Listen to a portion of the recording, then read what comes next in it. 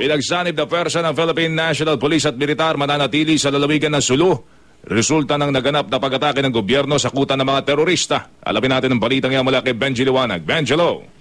Mananatili ang mahigpit na pagbibigay ng seguridad na pinagsanib na puwersa ng militar at pulis sa buong lalawigan ng Sulu. Ito'y kasunod na rin na isinagawang pag-atake nila sa kuta ng bandidong Abu Sayyaf at Jemaah Islamiyah sa Parang Senator ang lalawigan. Ayon kay Air Force of the Philippines spokesman Colonel Arnulfo Marcelo Burgos, magdadagdag sila ng random checkpoints kasama ang PNP. Layon nito na ang maaning paghiganti ng mga grupo laban sa mga kagawad ng militar at pulis.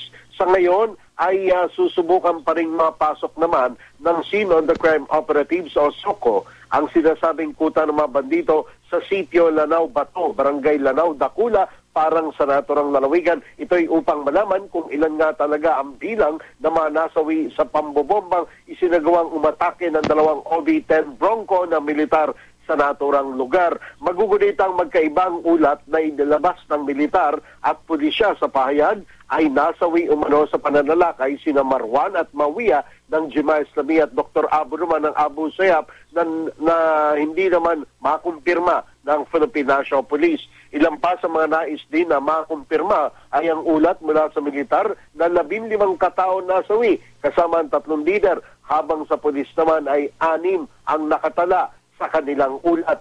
Ang gagawin ng kumpirmasyon ngayong araw ay upang mawala na rin ang kalituhan sa ulat na inilabas ng dalawang panig. Ang inyong kapuso, Benji Liwanag, GMA, nagulat para Super Balita sa Umaga Nationwide.